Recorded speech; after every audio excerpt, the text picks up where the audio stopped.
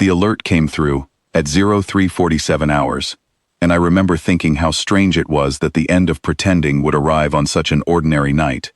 I was sitting in the perimeter station above Earth, watching quiet data scroll across 3 screens, when the translation signal lit up red.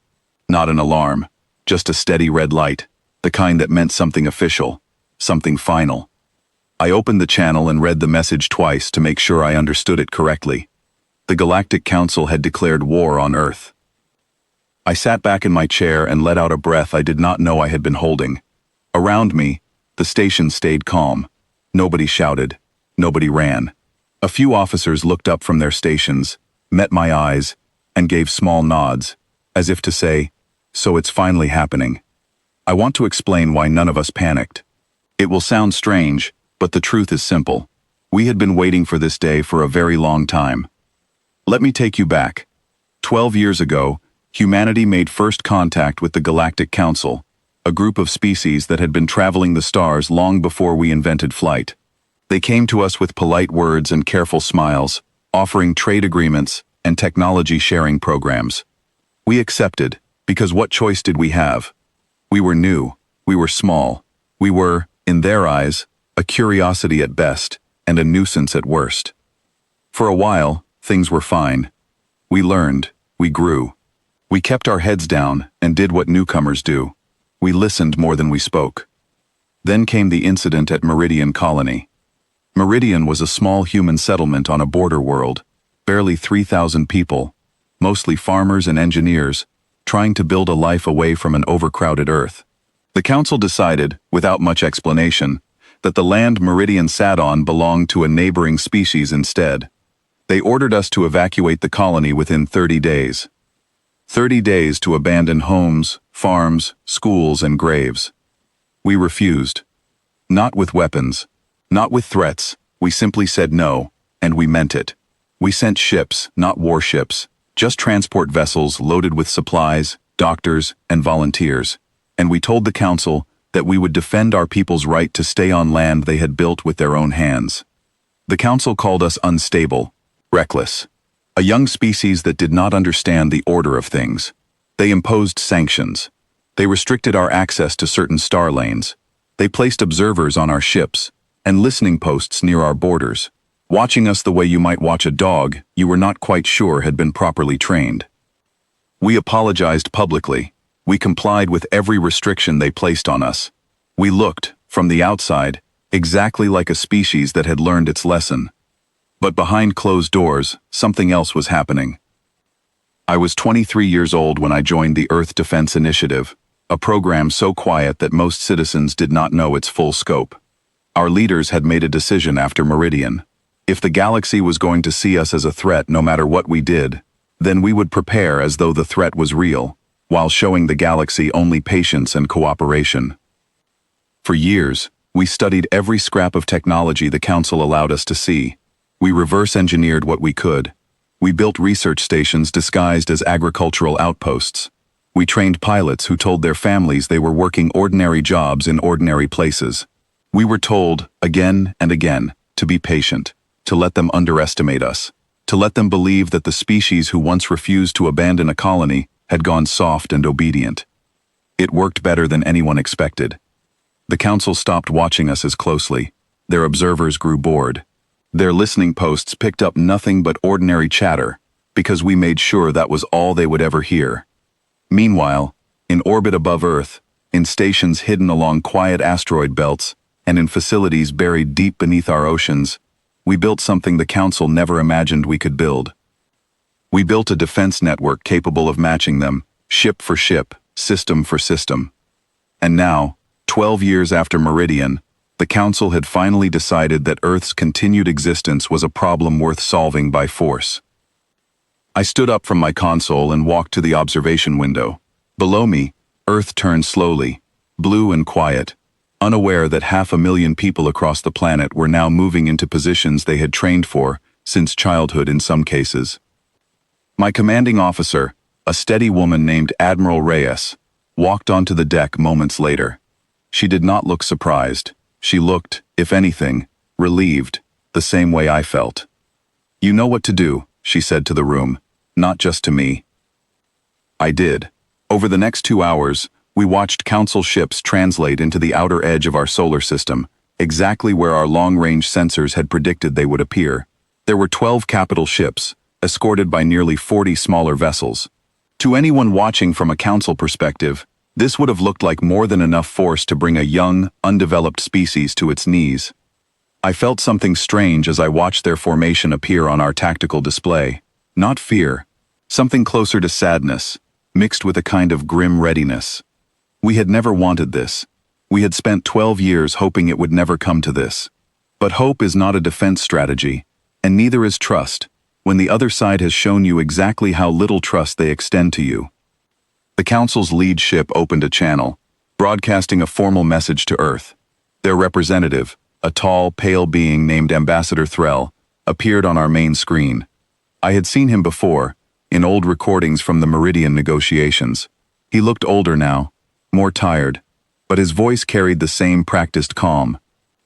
"Earth," he said, "you have been given every opportunity to accept the Council's authority.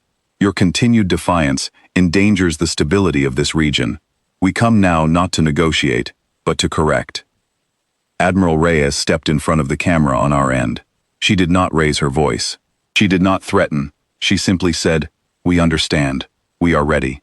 Threll's expression flickered, just slightly, as though he had expected fear, or anger, or desperate pleading. What he got instead was quiet acceptance, and I think that unsettled him more than any show of force could have. The first wave of Council ships began their approach less than 20 minutes later. This is the part of the story I have told many times since, and I still find it hard to describe fully, because so much happened in such a short window of time. Our defense network activated across near-Earth space, not as a wall of destruction, but as something closer to a net. Instead of aiming to destroy the incoming ships, our systems were designed to disable them, to knock out engines, weapons, and shields, without harming the crews inside. We had spent years developing this technology, specifically because our leaders believed, and I agreed with them, that winning a war by proving we could show restraint would matter more in the long run than winning by proving we could destroy. Ship after ship in that first wave found itself powerless within minutes, drifting silently in space, systems dark, crews alive and unharmed, but completely unable to continue the attack.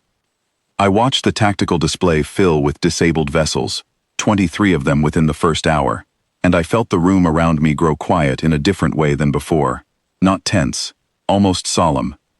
Ambassador Threll's channel reopened, and this time his composure was gone. "What have you done to my ships?" he asked, and for the first time, I heard something new in his voice, not anger, confusion. Admiral Reyes answered him directly. "We disabled them. Your crews are alive. Check your own sensors if you don't believe us." There was a long pause. I imagined him checking, confirming, trying to understand how a species he had dismissed as primitive could have built something capable of stopping his fleet without a single confirmed loss of life on either side. "You could have destroyed us," he finally said. It was not quite a question. "Yes," Reyes said, "we could have. We chose not to." I think that moment mattered more than any weapon we had built. For 12 years, the Council had painted humanity as unpredictable, dangerous, a species that reacted with force when it did not get its way. And now, faced with an actual war, we had shown them the opposite. We had the power to cause tremendous harm, and instead, we used precision, patience, and restraint. Over the following hours, more ships arrived, and more were disabled in the same careful way. Word spread quickly through Council channels, faster than any official statement could contain it. Other species began monitoring the situation, and what they saw was not a desperate, cornered species lashing out. They saw a calm, organized defense that could have escalated at any moment, and chose again and again not to. By the time the sun rose over the station's viewport, nearly half the Council fleet sat powerless in the space above Earth, and no lives had been lost. Ambassador Threll requested a private channel with Admiral Reyes. I was allowed to stay in the room, standing quietly near the back while they spoke. "Why?" he asked her. "You had the ability to end this decisively. Why show mercy to a fleet sent to conquer you?" Reyes considered the question carefully before answering. Because we wanted the galaxy to see the truth.